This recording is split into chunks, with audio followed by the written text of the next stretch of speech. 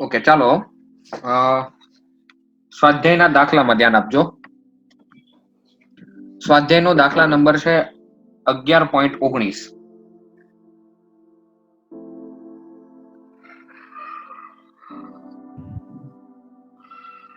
Page number કેટલા છે? 408. Okay, રકમમાં ધ્યાન બધાનું. હવામાં 300 કેલ્વિન તાપમાને રહેલા નાઇટ્રોજન અણુની દ બ્રોગલી તરંગ લંબાઈ કેટલી હશે? બરાબર, તમને એવું કીધું છે કે હવામાં 300 કેલ્વિન તાપમાન. ઓકે, તમને તાપમાન આપેલું છે. ઓકે, તાપમાન આપેલું હોય તમારે દ બ્રોગલી તરંગ લંબાઈ શોધવી હોય તો મેં તમને કાલે 5 સૂત્ર કીધા હતા દ બ્રોગલીના. એમાં તાપમાન વાળું કોઈ સૂત્ર હતું?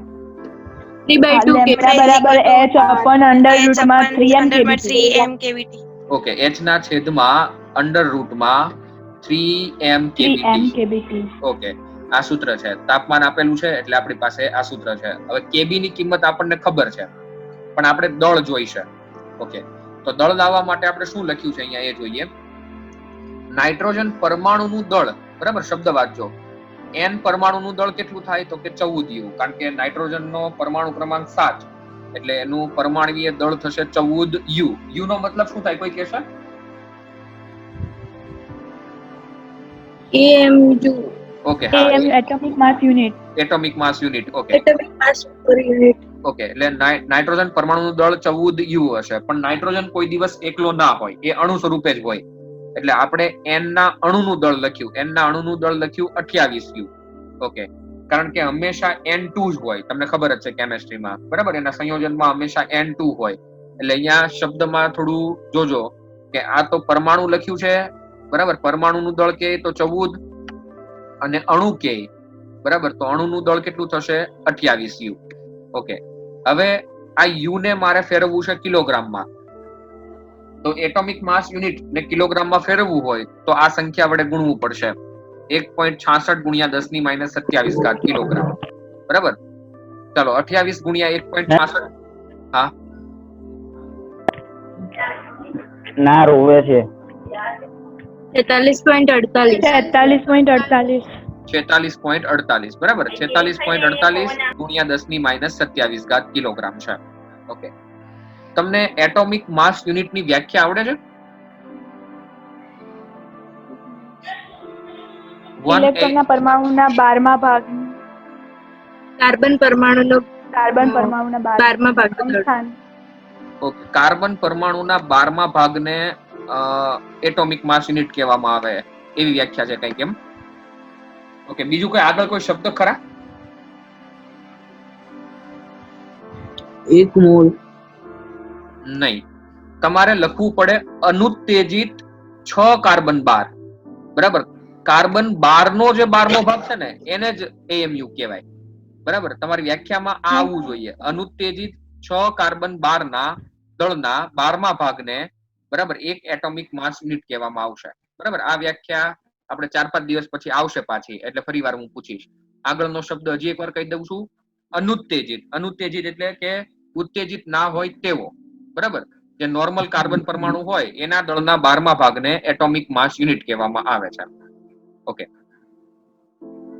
હવે તમને દળ મળી ગયું છે 46.48 ગુણ્યા 10 ની માઇનસ 27 ઘાત કિલોગ્રામ. ઓકે, હવે આપણે પાછું આપણું સૂત્ર મૂકીશું, લેમ્બડા બરાબર h upon under root માં 3m kbt.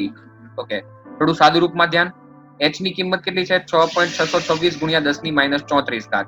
બરાબર, ઉપરનું પદ એમને રહેવા દેવાનું છે, કશું કરવાનું નથી. પેલા નીચેના પદનું સાદું રૂપ 3 ગુણ્યા 46.48 ગુણ્યા 10 ની માઇનસ 27 ઘાત, 1.38 ગુણ્યા 10 ની માઇનસ 23 ઘાત અને 300. ઓકે, આ બધાનો ગુણાકાર કેટલો થાય છે? એ જે થાય એનું વર્ગમૂળ કાઢી નાખો. 240.26. ઓકે, એટલે અહીંયા લખ્યું છે 240.26. પછી 10 ની માઇનસ 27 ઘાત, 10 ની માઇનસ 23 ઘાત એટલે કેટલા થશે? 10 ની માઇનસ -50. ઓકે, -50 નું વર્ગમૂળ થશે -25. ઓકે, હવે આ 10 ની માઇનસ 25 ઉપર જાય એટલે 10 ની પ્લસ 25 થશે, એટલે ટોટલ અહીંયા 10 ની માઇનસ 9 ઘાત થઈ. ઓકે, આનું સાદુરૂપ 6.626 ભાગ્યા 240.26 એનું સાદુરૂપ 0.028 થાય છે. હા, 0.027. 27.5 ઓકે, તો એટલે આપણને 28 તરંગ લંબાઈ ત્યાં મળી ગઈ, બરાબર, કે 0.028 નેનોમીટર, બરાબર. એટલે આ તમારી તરંગ લંબાઈ છે. હવે એની ઉપર એક દાખલો છે 11.13, બરાબર. એમાં થોડું ધ્યાન આપો. 11.13 નો દાખલો જે છે એમાં તમને ખાલી એક જ વસ્તુ આપી છે, 120 ઇલેક્ટ્રોન વોલ્ટ ગતિ ઉર્જા ધરાવતો ઇલેક્ટ્રોન છે, બસ આટલું જ કીધેલું છે, બરાબર. એટલે ગતિ ઉર્જાને આપણે k વડે દર્શાવીએ તો આપણે અહીંયા લખ્યું કે k બરાબર તમને આપેલું છે 120, બરાબર, ઇલેક્ટ્રોન વોલ્ટ. ઇલેક્ટ્રોન વોલ્ટ ને જૂલમાં ફેરવવા માટે આપણે ગુણશું 1.6 ગુણ્યા 10⁻−19 ઘાત વડે, બરાબર. ચાલો હવે 120 ગુણ્યા 1.6, 192 ઓકે, 192 ગુણ્યા 10⁻19 ઘાત જૂલ, બરાબર. ચાલો આ તમને ગતિ છે. હવે તમારે 3 મુદ્દાઓ શોધવાના છે અંદર, ધ્યાન આપજો. એમાં પહેલો મુદ્દો વેગમાન છે, બીજો મુદ્દો ઝડપ છે અને ત્રીજો મુદ્દો દ બ્રોગલી તરંગ લંબાઈ છે, બરાબર. તો પહેલો મુદ્દો વેગમાન. આપણી પાસે સૂત્ર છે વેગમાનનું p² is equal to 2km, કારણ કે ગતિ ઉર્જા k બરાબર થાય p²/2m. p² બરાબર થશે 2km. તો p² બરાબર 2 ગુણ્યા ગતિ ઉર્જાનો કિંમત આપેલી છે 192 ગુણ્યા 10⁻19 ઘાત, માસ ઓફ ઇલેક્ટ્રોન 9.1 ગુણ્યા 10⁻31 ઘાત. ચાલો પહેલા ઘાત ગણીએ. -19 - 31 એટલે -50 થશે, બરાબર.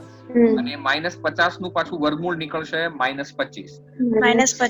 હવે આ 3 વસ્તુનો ગુણાકાર કરો, 2 ગુણ્યા 192 ગુણ્યા 9.1, અને એનું જે કંઈ આવે 34.4 ઓકે, એનું વર્ગમૂળ કાઢો. 59.11 ઓકે, તો ફાઇનલી તમારો આન્સર આવ્યો છે 5.91 ગુણ્યા 10⁻24 ઘાત, બરાબર. એક પોઈન્ટ ખસાડી દીધો છે. એકમ બનશે કિલોગ્રામ મીટર પર સેકન્ડ, બરાબર. આનો એકમ બનશે કિલોગ્રામ ઇન્ટુ મીટર પર સેકન્ડ. ઓકે, હવે બીજો મુદ્દો. બીજા મુદ્દાની અંદર તમને એવું કીધું છે કે ઝડપ શોધો. ઓકે, વેગમાન આપણી પાસે હોય તો ઝડપ આપણને મળી જાય, p બરાબર m/p, તો v બરાબર થશે p/m. ઓકે, વેગમાન આપણે મૂક્યું 5.91 ગુણ્યા 10⁻24 ઘાત, અને ઇલેક્ટ્રોન નું દળ મૂક્યું 9.1 ગુણ્યા 10⁻31 ઘાત. ઓકે, આનો ફાઇનલ આન્સર આવે છે 0.6494, અને -24 અને આ ઉપર જશે, બરાબર, એટલે પ્લસ થશે, એટલે 31 - 24 એટલે 10⁷ ઘાત થઈ. તો આ તમારો આન્સર બન્યો 6.5 ગુણ્યા 10⁶ ઘાત, બરાબર, મીટર પર સેકન્ડ. આ તમને ઇલેક્ટ્રોનનો વેગ મળે છે. ઓકે, હવે છેલ્લા મુદ્દામાં તમારે ગણવાનું છે તરંગ લંબાઈ, બરાબર. તો તરંગ લંબાઈ તમને મળી જશે વેગમાન પરથી. લેમ્બડા બરાબર છે h/p, બરાબર. h ની કિંમત છે 6.626 ગુણ્યા 10⁻34 ઘાત, અને વેગમાન છે 5.91 ગુણ્યા 10⁻24 ઘાત. ઓકે, અહીંયા 10⁻10 ઘાત બનશે, અને 6.626 ભાગ્યા 5.91 કરો તો કેટલા આવે છે? 8.12. ઓકે, તો તમારો આન્સર બનશે 1.12 ગુણ્યા 10⁻10 ઘાત. એને તમે લખી શકો 1.12 એંગસ્ટ્રોમ, બરાબર. એટલે તમારે વેગમાન મળી જાય તો વેગમાન પરથી તમને પછી છેલ્લે બે વસ્તુ ગણવાની કીધી છે, ઝડપ અને દ બ્રોગલી તરંગ લંબાઈ. આગળ સ્વાધ્યાયનો 11.26, બરાબર, એ નીચે સ્વાધ્યાયમાં આપેલો છે. ઓકે, પેજ નંબર છે 410, એના ઉપર પહેલો દાખલો આપેલો છે, બરાબર. અંદર ધ્યાન આપજો. રકમમાં તમને 100 વોટ નો મર્ક્યુરી બલ્બ માંથી નીકળતો, ઓકે, 100 વોટ એટલે તમને પાવર આપેલો છે. એટલે પહેલા આપણે અહીંયા લખ્યું કે પાવર p બરાબર આપેલો છે આપણને 100 વોટ. પછી તરંગ લંબાઈ આપેલી છે 2271 એંગસ્ટ્રોમ, બરાબર. લેમ્બડા બરાબર આપેલું છે 2271 એંગસ્ટ્રોમ. 2271 એંગસ્ટ્રોમ એટલે 2271 ગુણ્યા 10⁻10 ઘાત મીટર. ઓકે, પછી તમને સ્ટોપિંગ પોટેન્શિયલ આપેલું છે 1.3 વોલ્ટ, બરાબર. હવે કોઈને એવું થશે કે સર માઇનસ આપેલું છે. ઓકે, એ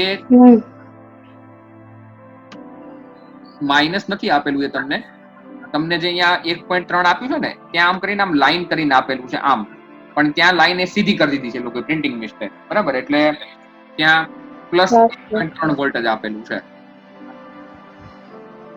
બધાને અવાજ આવે છે મારો? હા સર. તો થોડી વાર અટકી ગયો તો પછી આવી ગયો. હા એટલે આ વચ્ચે બધા બોલવા માંડ્યા ને એટલે મેં કીધું આવે છે ને બધાનો અવાજ એમ. ઓકે ચાલો હવે ધ્યાન આપજો. તમને 100 વોટનો મર્ક્યુરી બલ્બ આપેલો છે અને લેમ્ડા આપેલું છે 2271 એંગસ્ટ્રોમ, બરાબર. સ્ટોપિંગ પોટેન્શિયલ આપેલું છે 1.3 વોલ્ટ.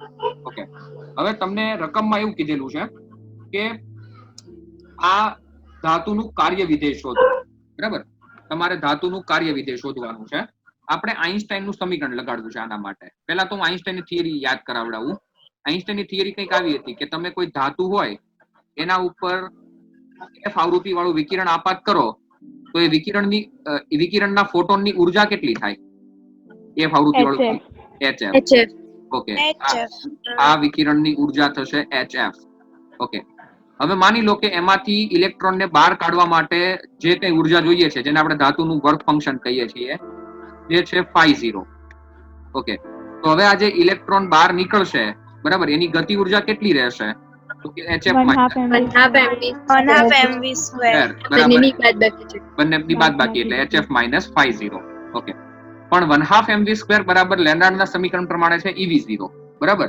એટલે આપણે સમીકરણ સીધું અહીંથી લખ્યું છે કે ev0 બરાબર HF માઇનસ φ0, બરાબર. હવે અહીંથી આપણે આગળ વધીએ.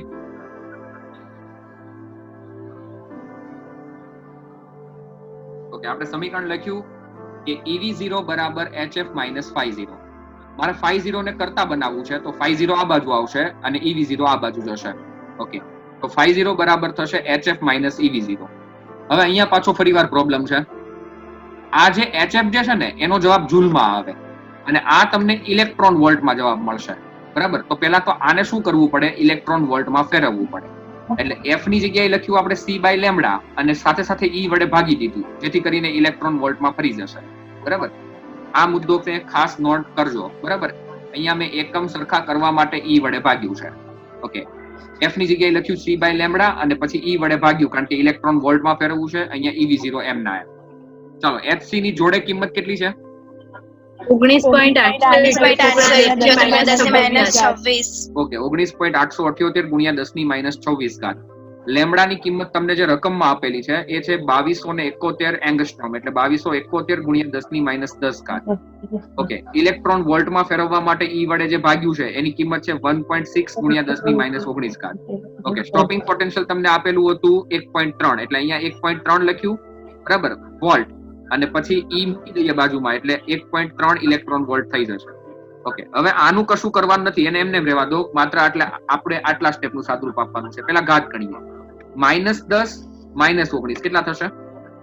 -29 ઉપર જાય તો પ્લસ થશે. 29 - 26 એટલે થશે 10⁻3. ચાલો હવે સાદુરૂપ આપો. 19.878 ભાગ્યા 2271 ભાગ્યા 1.6. 0.0054. ઓકે, 0.005470. હવે અહીંયા પોઈન્ટ મૂકીએ એટલે 5.47 લખવું પડશે, બરાબર. 5.47 માંથી 1.3 બાદ કરો તો 4.17. ઓકે, તો તમારો વર્ક ફંક્શન નો આન્સર આવી ગયો છે 4.17. ઓકે, હવે તમને તમારો દાખલો અહીંયા પૂરો થયો નથી. તમને દાખલાની અંદર બીજો એક સવાલ પૂછેલો છે. તમને એવું કહે છે કે આ ફોટો સેલ પર હિલિયમ નિયોન લેસર માંથી ઉત્સર્જાયેલા 6328 એટલે 6328 એંગસ્ટ્રોમના ઊંચી તીવ્રતા, બરાબર. ઊંચી તીવ્રતા કેટલી? તો કે 10⁵ વોટ પર મીટર સ્ક્વેર ધરાવતા લાલ પ્રકાશ પ્રત્યે કેવો પ્રતિભાવ આપશે? ઓકે, પહેલા તો આપણે વર્ક ફંક્શન આપણને જે મળ્યું છે એના પરથી આપણે થ્રેશોલ્ડ આવૃત્તિ ગણી લઈએ, બરાબર. ચાલો, આપણને વર્ક ફંક્શન કેટલું મળ્યું હતું હમણાં? તો કે 4.17. ઓકે, એના ઉપરથી થ્રેશોલ્ડ આવૃત્તિ ગણીએ તો φ0 બરાબર થાય HF0. તો HF0 બરાબર થશે φ0 ના છેદમાં h. આ 4.17 લખ્યા અહીંયા અને એને ઇલેક્ટ્રોન વોલ્ટમાંથી જૂલમાં ફેરવવા માટે 1.6 ગુણ્યા 10⁻19 કર્યા છે અને નીચે h વડે ભાગ્યું 6.626 ગુણ્યા 10⁻34. ઓકે, 10⁻34 ઉપર જાય તો પ્લસ થશે, એટલે 34 - 19 કેટલા થાય છે? 15. ઓકે, 10. ઓકે, 4.17 ગુણ્યા 1.6 ભાગ્યા 6.626. 1.00. નિયરલી 1 આવશે, બરાબર. એટલે 1 ગુણ્યા 10⁻15 હર્ટ્ઝ. ઓકે, આ તમને થ્રેશોલ્ડ આવૃત્તિ મળી. થ્રેશોલ્ડ આવૃત્તિ એટલે એ મિનિમમ આવૃત્તિ કે જેના વડે ઇલેક્ટ્રોનનું ઉત્સર્જન થાય. ઓકે, હવે આગળ ધ્યાન આપજો. આપણે તમને જે લેમ્ડા આપેલું છે, બીજું લેમ્ડા જે નીચે, કે આના વડે ઇલેક્ટ્રોનનું ઉત્સર્જન થશે કે નહીં થાય, એ લેમ્ડાની કિંમત કેટલી આપી છે? બીજી 6328. ઓકે, 6328 એંગસ્ટ્રોમ માટે આપણે આવૃત્તિ ગણી લઈએ. એટલે લેમ્ડા બરાબર જે આપણને 6328 આપ્યું છે એના માટે f ગણી લઈએ. તો f બરાબર છે c બાય લેમ્ડા.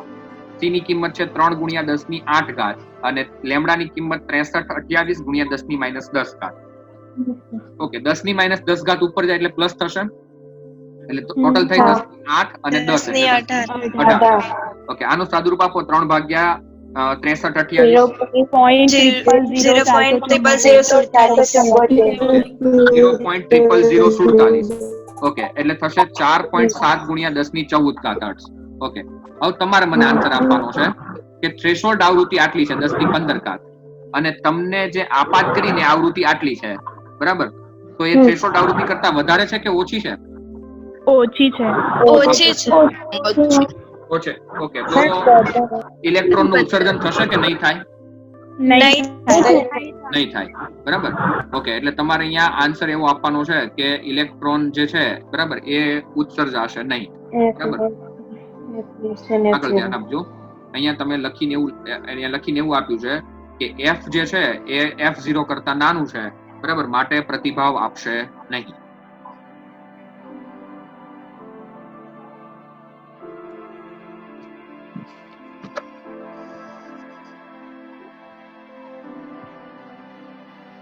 ફરીથી એકવાર ખાલી મુદ્દાઓ જોઈ લઈએ, બરાબર. તમને પાવર આપેલો છે, તરંગ લંબાઈ લેમ્ડા આપેલી છે અને v0 આપેલો છે. પહેલા તમારે શોધવાનું છે ધાતુનું કાર્ય વિધેય, બરાબર.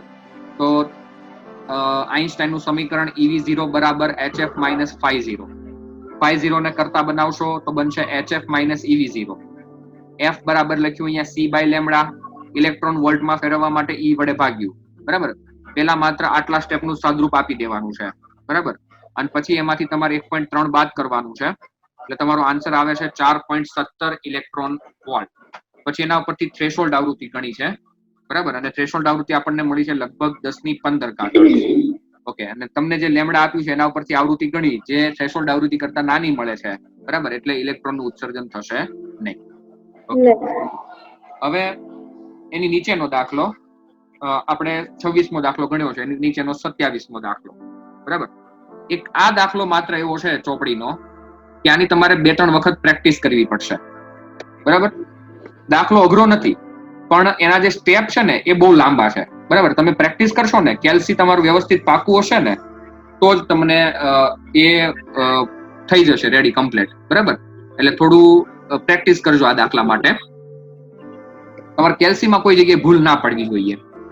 હવે રકમ પેલા સમજાવું છું કે સીઝિયમ પ્રકાશ સંવેદી દ્રવ્ય છે, એના ઉપર લગાડેલા ટંગસ્ટન નિયોન બલ્બ છે, બરાબર. એમાંથી 640 નેનોમીટર તરંગ લંબાઈ વાળો પ્રકાશ પ્રકાશિત થાય છે, બરાબર. એટલે તમને લેમ્ડા 1 આપેલું છે 640.2 નેનોમીટર, બરાબર.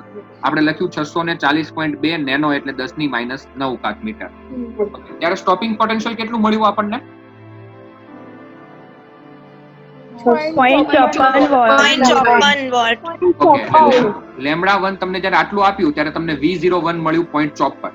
ઓકે, પછી તમને બીજી તરંગ લંબાઈ આપેલી છે કે જો આની જગ્યાએ તમે નિયોન બલ્બ ના મૂક્યો હોય અને આયન બલ્બ મૂક્યો હોય તો તમને તરંગ લંબાઈ કેટલી મળે છે? 427.2 નેનોમીટર, બરાબર. તો હવે નવું સ્ટોપિંગ પોટેન્શિયલ કેટલું મળે? 427.2 નેનોમીટર આવી રીતે લખાશે 427.2 ગુણ્યા 10⁻9 મીટર. ઓકે, એટલે તમને શું કર્યું છે? એક લેમ્ડા 1 આપ્યું, એક v01 આપ્યું, પછી લેમ્ડા 2 આપ્યું ને v02 નથી આપ્યું, બરાબર. એ તમારે શોધવાનું છે. હવે અહીંયા કોઈ ત્રિ રાશિ મૂકવાની નથી કે આટલા આટલું તો આટલા કેટલું, બરાબર. કારણ કે એનું જે રિલેશન છે, એનો જે ગ્રાફ છે, એવી રીતે વધે કે ના વધે એ આપણને આઈન્સ્ટાઈનના સમીકરણ પરથી ખબર પડશે. ઓકે, હવે આઈન્સ્ટાઈનનું સમીકરણ આવું છે કે ev0 બરાબર hf માઇનસ phi0. ઓકે, હવે તમારે આમાં લેમ્ડા લાવવા માટે અહીંયા f ની કિંમત મૂકવી પડશે. f ની શું કિંમત મૂકશો તો લેમ્ડા આવશે? C by lambda. ઓકે, તો આપણે આની કિંમત મૂકીએ. ચાલો, EV0 બરાબર લખ્યું આપણે hc by lambda minus phi0. Okay, તમને બે મુદ્દા આપ્યા છે, બરાબર? બે, એક તરંગ લંબાઈ, એક ચોપિંગ પોટેન્શિયલ, બીજી તરંગ લંબાઈ, બીજો ચોપિંગ પોટેન્શિયલ શોધવાનો છે. ચાલો, પરિસ્થિતિ 1 માટે EV0 બરાબર hc by lambda 1 minus phi0. આ સમીકરણ નંબર 1 બન્યું. પરિસ્થિતિ 1, બરાબર? અહીંયા 1 તો અહીંયા 1. ચાલો, પરિસ્થિતિ 2 માટે EV02 બરાબર hc by lambda 2 minus phi0. અહીંયા 2 તો અહીંયા 2. સર હજુ દેખાતું નહીં એ રહ્યો. તમારો અવાજ બહુ ફાસ્ટ. હા, આવી છે, કપાય છે. એક જ મિનિટ હો.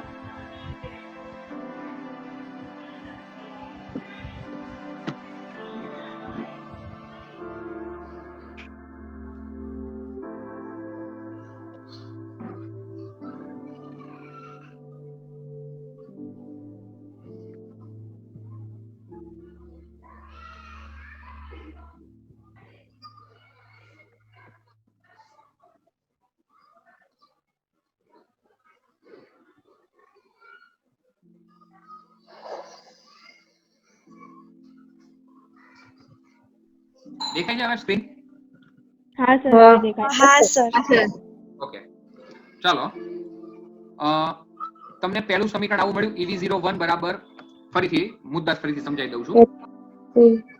જો અહીંયા તમને રકમમાં એવું કીધેલું છે કે તમને એક તરંગ લંબાઈ આપેલી છે નિયોન લેમ્પની, બરાબર? એ આપેલી છે 640.2 નેનોમીટર.